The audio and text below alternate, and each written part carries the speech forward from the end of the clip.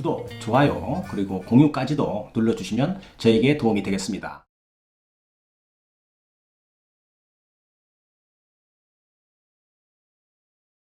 안녕하십니까. 언제나 새로운 소식을 전해드리는 유국장TV입니다. 오늘은 제가 그 131화죠. 이 전 영상이죠. 네. 자, 설명드렸지만 척추 압박골절에 대한 치료 및 그 배상 받는 방법들을 잘 설명을 드렸는데 기억나시죠, 김 PD님? 네네. 네, 오늘은 말이죠. 교통사고로 보험회사로부터 합의금을 다 받았어요. 자, 그 이후에는 몰라서도 또 관심을 잘 갖지 않는 그런 개인보험에 대해서 설명을 드리는 시간을 갖도록 하겠습니다. 자, 김 PD님, 보험 말이죠. 모르면 못 받고요. 알면 받는 게 보험입니다. 네. 보험회사가 점심 싸가지고 다니면서 가입자에게 알아서 보험금을 챙겨주는 거 봤나요, 김 PD님? 못 봤습니다. 예. 내 것은 내가 알아서 챙기고 청구해야 한다는 차원에서 오늘 영상을 설명을 드리도록 하겠습니다. 교통사고나 일상생활 중에 사고죠. 또 뭐 이렇게 운동 가서 사고 날 수도 있잖아요. 네. 뭐 계단 같은 데서도 넘어져서 사고 날 수 있고요. 또 산업재해 사고, 뭐 산재죠. 이런 걸로 인해서 압박골절이 되었다면 첫 번째로 교통사고나 일상생활 중에 사고 후에는 내가 가입한 생명보험, 손해보험 등을 꼭 확인해야 됩니다. 네. 또 한 가지 중요한 것이 있는데요. 단체보험이라는 것이 있습니다. 자, 일반인들은 잘 모릅니다. 신경을 안 쓰는 거죠. 보험료 또박또박 내도 잘 모릅니다. 잘 들어보세요. 단체보험이라는 것은 회사에서 복지 차원에서 들어놓는 보험인 것입니다. 그러니까 매달 월급 받는 분들 있죠. 그 월급에서 매달 얼마 정도의 보험료가 나가고 회사에서도 좀 보조를 해주고 해서 회사원들이 만약 어떤 그 상해 등이 발생이 되면 보험금을 탈 수 있도록 복지 차원에서 가입하는 보험인 것입니다. 회사원 모두를 대상으로 하는 보험이다, 이렇게 이해를 하시면 되겠습니다. 공무원이나 또 공적인 직업군이죠. 또 다 들어있는 이런 보험입니다. 통상적으로 보험회사를 한 두세 개 정도 설정을 해놓고 분산해서 보험을 가입하게 되는데요. 보험료 무지하게 쌉니다. 월 한 1만 원 그 이하로 가입이 가능한 것이죠. 내가 들어놓은 보험은 챙겼는데 회사에서 들어놓은 단체 보험은 가끔 놓치는 사람들이 많이 있어서 강조를 드리는 것입니다. 자, 두 번째입니다. 자, 일하다가 다쳐서 산업재해 처리를 한 경우가 있지 않겠어요? 네. 예. 자, 이런 경우에 압박골절 당했다 하면은 산재 처리 등으로 치료도 하고 또 그 종결도 해서 근로복지공단으로부터 장애급수를 받아서 보상금을 받죠. 네. 자, 그것이 끝이 아니고 더 받을 수 있는 돈이 있을 수 있다, 이겁니다. 즉, 근제보험이라는 게 있습니다. 근제보험이 회사에 들어있다면 해당되는 만큼 더 받을 수 있겠고요. 만약에 근제보험이 없다면 내가 근로복지공단으로부터 받은 부상장애 인정 금액보다도 더 많은 손해배상 금액이 산정이 된다면 회사를 상대로 해서 손해배상 청구도 가능하다, 이렇게 설명을 드리는 것입니다. 네. 자, 교통사고 이건 산업재해 이건 내가 개인적으로 가입한 보험금을 받는다고 가정해 보면 장애진단을 의사로부터 발급을 받아야 하는데 이것은 장애진단서 중에서도 AMA 방식으로 발급되는 진단서야 되는 것입니다. 자, 홍길동이가 가입한 보험이 있습니다. 보니까 1억 원짜리가 가입이 돼 있고요. 그 내용에 보니까 80% 이하의 장애에 대해서는 보험 가입 금액의 지급률을 곱한 금액을 지급합니다, 이렇게 적혀 있거든요. 자, 그러면 압박골절에 대해서 수술한 경우와 수술하지 않는 경우를 구분해서 설명을 드릴 겁니다. 약 6가지로 구분이 되는데요. 자, 고정수술을 한 경우 한 3가지 종류가 있는데요. 척추에 심한 운동장애를 남겼을 때, 그 다음에 두 번째는 척추에 뚜렷한 운동장애를 남겼을 때, 척추에 약간의 운동장애를 남겼을 때, 이렇게 3가지로 구분을 합니다. 고정수술을 했을 때 이때 척추의 고정핀이 몇 개가 들어가느냐에 따라서 등급이 달라집니다. 그 다음에 수술하지 않은 경우가 있겠죠.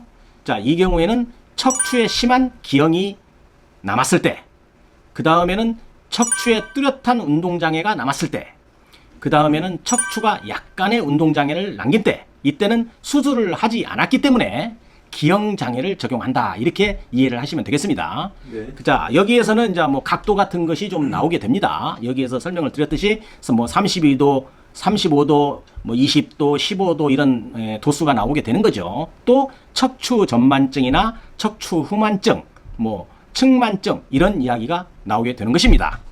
네. 좀 질문이 하나 있습니다. 그 네. 위에서 말씀하신 그 척추 전만증 등 뭐 의학적인 용어들이 나오는데요. 네. 이런 병명들은 어떻게 그런 증상에 대해서 병명이 붙은 건지 그 설명을 해주시면 좀 시청자들이 이해하는 데 도움이 될 것 같습니다. 아, 네, 그렇죠. 자, 그러면 제가 설명을 좀 간단히 드리겠습니다.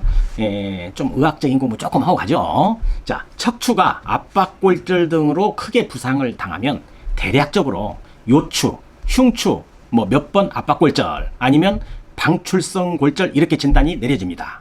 네. 자, 이때 척추는 골절이 되었지만 척추의 뒤쪽으로 흐르는 신경을 건드린다든가 손상하지 않으면 참 다행스러운 경우죠. 네. 만약에 허리 압박골절이나 방출성 골절이 됐는데 신경 손상이 있다면 마비가 오게 됩니다. 네. 마찬가지로 경추의 경우도 말이죠. 우리가 그 척수, 이 등, 목 뒤에서 흐르는 선이 있습니다. 척수에서 내려오는 신경 손상을 입게 되면 말이죠. 뭐 전신마비도 올 수 있는 것입니다. 이렇게 신경 손상이 없는 압박골절을 의미하는 설명을 하고 있는 것이죠. 아, 그리고 그 김PD님 이야기한 그 척추 그 전반증 아까 물어보셨죠? 네. 여기에 좀 설명을 드리겠습니다. 우리가 흔히 시골에 가면 많이 볼 수 있는데요. 나이 많이 드신 할머니들이 앞으로 좀 허리가 휘는 경우 있죠. 네. 자, 우리가 이런 것을 그 전만증이라고 합니다. 그 다음에 그 척추 후만증은 뭐 저는 봤습니다. 김PD님은 못 보셨을 수도 있어요. 네. 어떤 사람이 몸을 뒤로 제끼고 가는 사람이 있어요. 네. 그런 경우를 우리가 후만증이라고 합니다. 가끔 있습니다. 네. 그 다음에 측만증은 뭐 설명 안 드려도 충분히 이해가 가실 겁니다. 좌우 옆으로 좀 휘어지는 그런 것을 우리가 측만증이라고 합니다. 뼈가 짜부라지면서 척추는 몸을 지탱하는 기둥이기 때문에 몸의 형태가 변형이 되는 것이죠. 뭐 이 정도 이해하시면 되겠어요. 네네. 자, 그러면 사고로 척추의 고정 수술을 받았건 수술을 하지 않았건 몸의 상태가 고정이 되었다면 장애 진단을 발급받아서 아까 개인적으로 그 가입원 그 보험 얘기했죠. 내가 가입한 보험회사에 개인 보험금 청구를 해야 되지 않겠어요? 자, 그러면 보험 가입 금액이 1억 원인 경우에 고정 수술을 했다고 한다면 종류에 따라 다르지만 제일 심한 경우에는 지급률이 40%입니다. 그 다음에 약한 것은 10%거든요. 지급률이 40%인 경우에는 4천만 원이 되겠고요.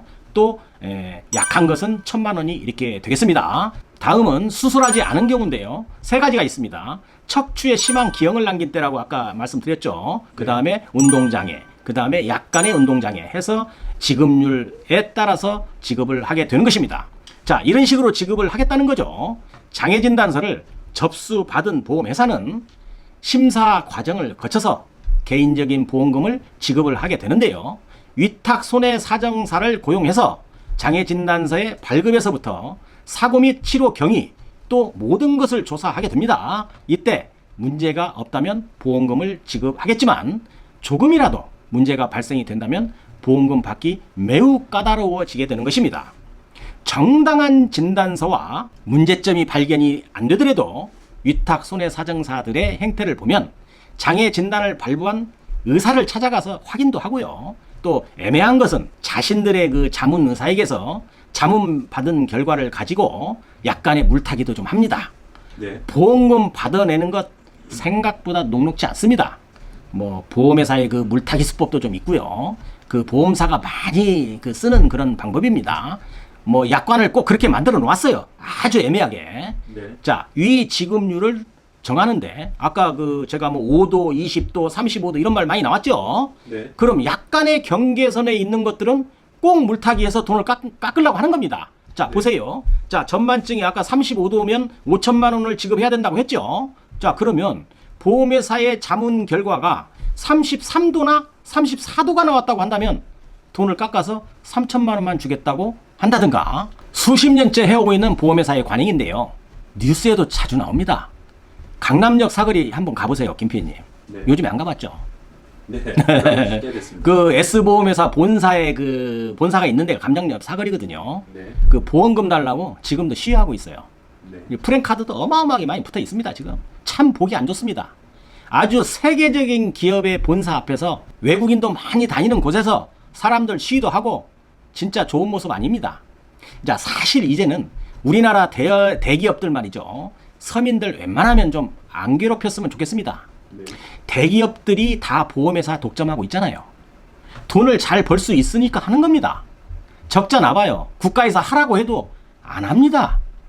이게 바로 기업 논리인 것이죠. 자, 그러면 보험을 국민을 상대로 해서 팔았으면 정말이지 보험 사기로 청구하는 사람이 아니라면 웬만하면 의사들이 발급한 진단서인데 이걸 다시 조사하고 확인하고 뭔가 약점을 찾아서 돈을 깎으려는 행태 이런 것은 좀 안 했으면 좋겠습니다.